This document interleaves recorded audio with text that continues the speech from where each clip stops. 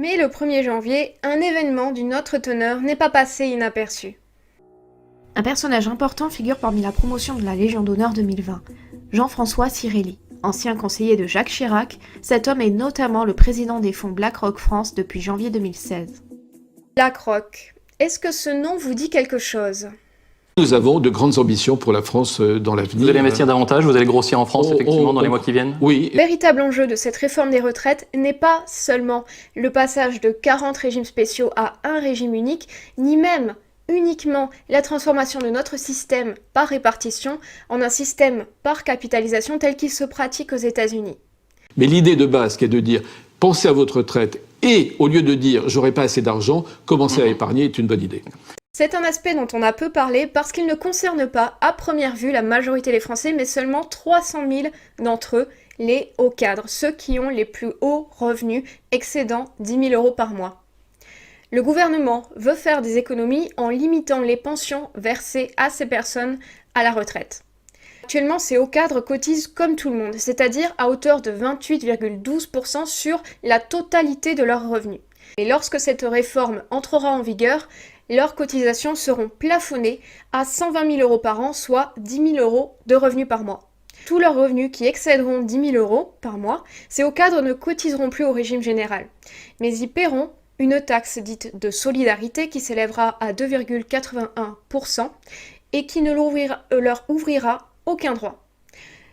Pour maintenir leur niveau de vie, et forcément pour compléter leur pension versée par l'État qui sera insuffisante, ces cadres seront forcés d'investir une partie de leurs revenus dans des fonds d'investissement spécialisés, privés, afin de bénéficier d'une rente ou d'une pension à la retraite. BlackRock est la première multinationale américaine au monde qui finance la plupart des fonds de pension. Son PDG se nomme Lawrence Fink, connu sous le nom de Larry Fink. C'est le système par capitalisation. Elle brasse aujourd'hui 7 trillions d'investissements financiers. Avec Vanguard, elle pourrait posséder 20 trillions d'ici 5 ans. C'est plus que le PIB des États-Unis. On soupçonne la réforme des retraites d'être inspirée par ces hauts financiers, à juste titre.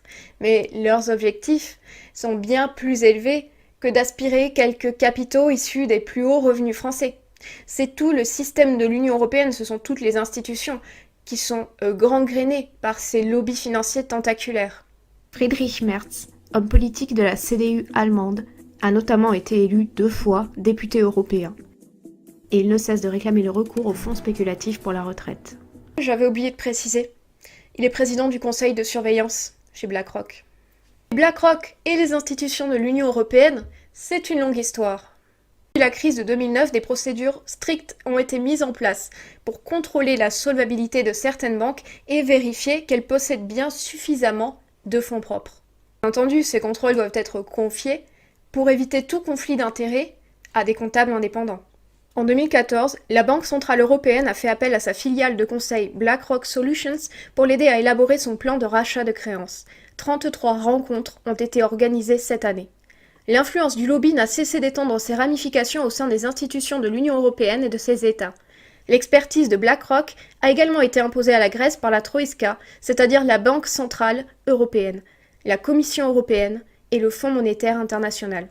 Le 5 juin 2009, le Conseil de la Commission européenne a publié ses directives ou ses recommandations concernant le programme national de réforme de la France pour 2019, portant avis du Conseil sur le programme de stabilité de la France pour 2019.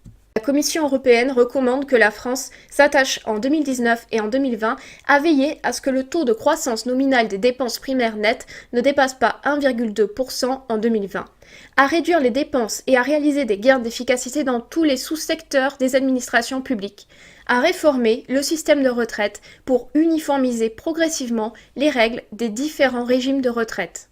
Ces points ont été définis en concertation avec la société de fonds d'investissement.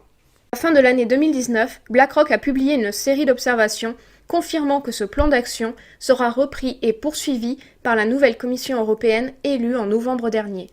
La réforme des retraites actuellement menée en France fait partie du programme. Le plan d'action implique bien entendu l'investissement dans des fonds de pension gérés par des organismes privés tels que BlackRock. Le véritable moteur sous cette réforme, le moteur idéologique, se trouve donc ici. Et tout s'enchaîne.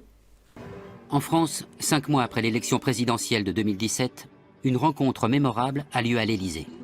Emmanuel Macron invite des investisseurs, au premier rang desquels figure Larry Fink, le PDG de BlackRock.